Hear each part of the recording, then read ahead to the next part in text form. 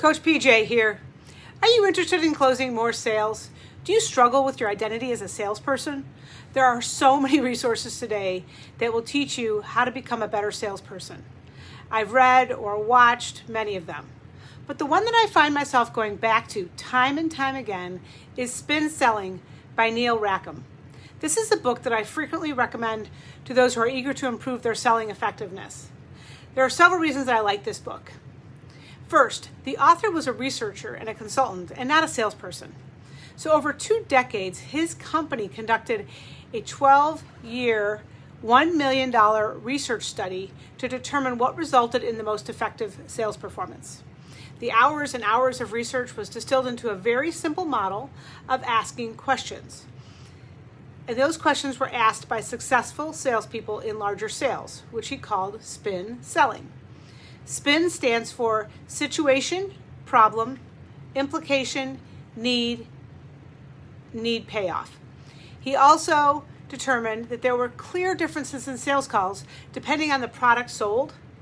He made a distinction between complex, larger sales and simple, smaller sales. The SPIN model applies to complex sales.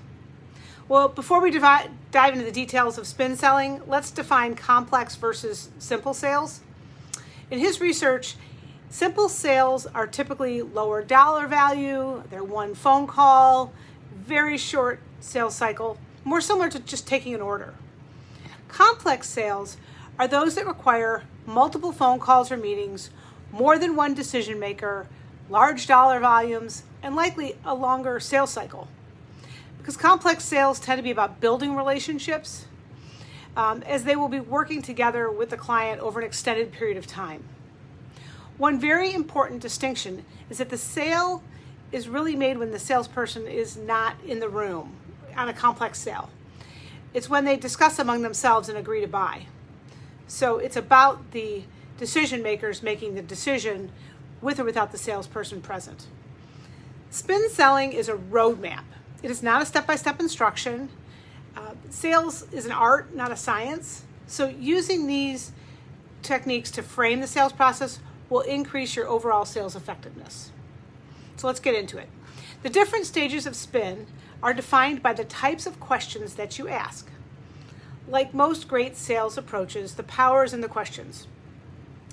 S, that stands for situation. Asking questions about the current circumstances, whether it's a business or an individual, it is important to understand their objectives and more. Some questions are, tell me more about your current approach.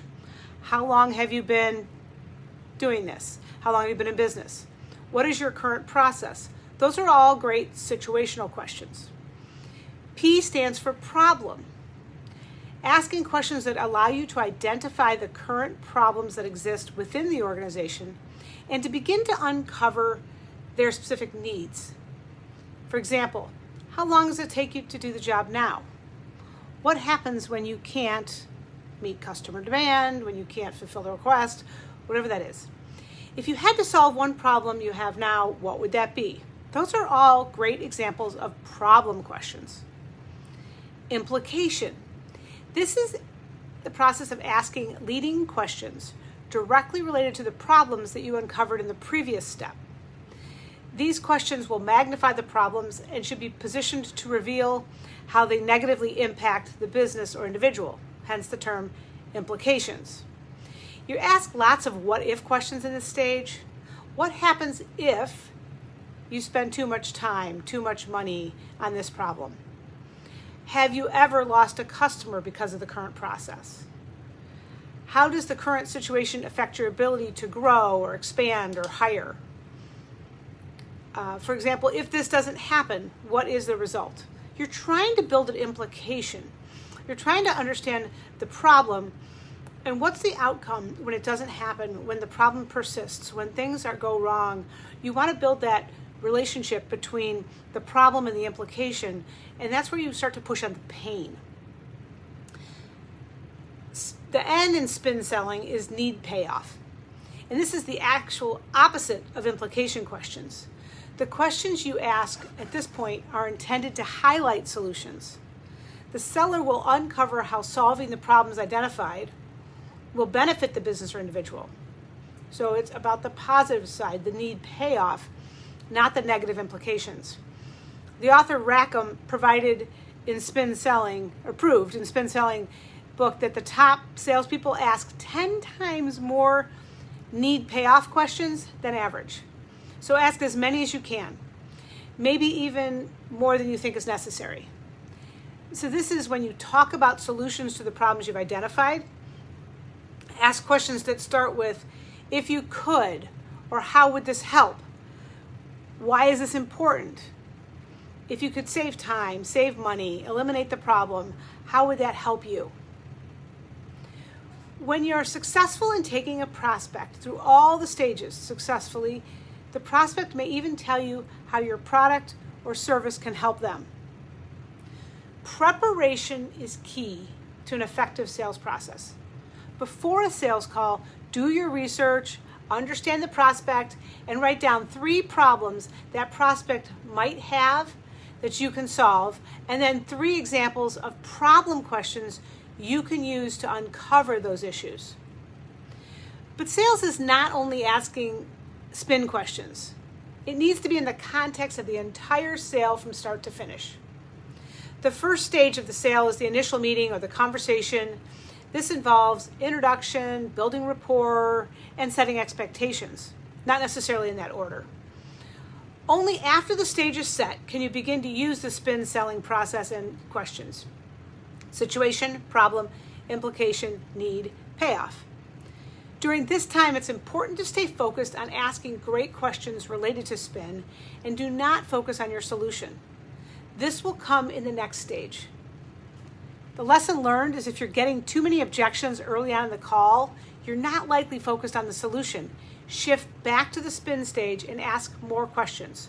For more information about handling objections, check out my video above to learn specific techniques.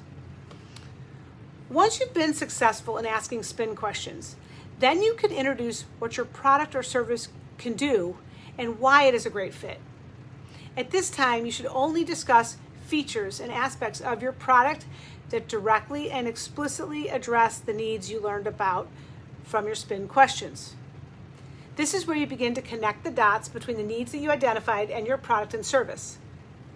And lastly, a successful sales call results in a commitment from the customer. Rackham is very specific about how he defines a commitment.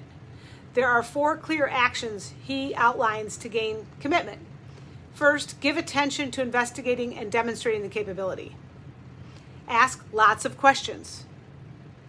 Third, summarize key points and benefits of the discussion right before moving to the commitment. And the fourth is propose a commitment and the next step. And as a result, there are 4 things that can happen at the closure or the request for a commitment. The first one, the ideal, is an order. This is when the customer makes a purchase and it's a successful sales call. The second is where you advance forward. This is when you set objectives for specific actions, such as scheduling the next meeting. This is also a successful sales call. You've moved the sale forward. The third is a continuation. This is when the parties make an informal agreement to talk in the future. Let me think about it. This is not a success. And the fourth is no sale. If the prospect has no need for the product, this is an unsuccessful sales call. In complex sales, the research shows that you cannot shortcut the process. It is essential that you stick to asking questions and gaining information first rather than attempting the sale. Complex sales is a lot like dating. You don't ask someone you met across the bar to get married. You make eye contact, you build rapport, you ask some questions, you become interested, you learn about them, you date, and it goes through a natural progression. Similarly, you wouldn't ask the person at the bar to marry you, so don't attempt the sale without honoring the sales process. Great salespeople learn from their sales calls. They look at what went well, what they could do better, and what might have derailed the sale. Great salespeople also understand their role is to help the prospect to buy their product and service. Now it's time to review your current sales process and start selling. If you got value from this video, subscribe, click the bell below to be notified when a new video is uploaded. You can also like, comment, or share this video. Until next time,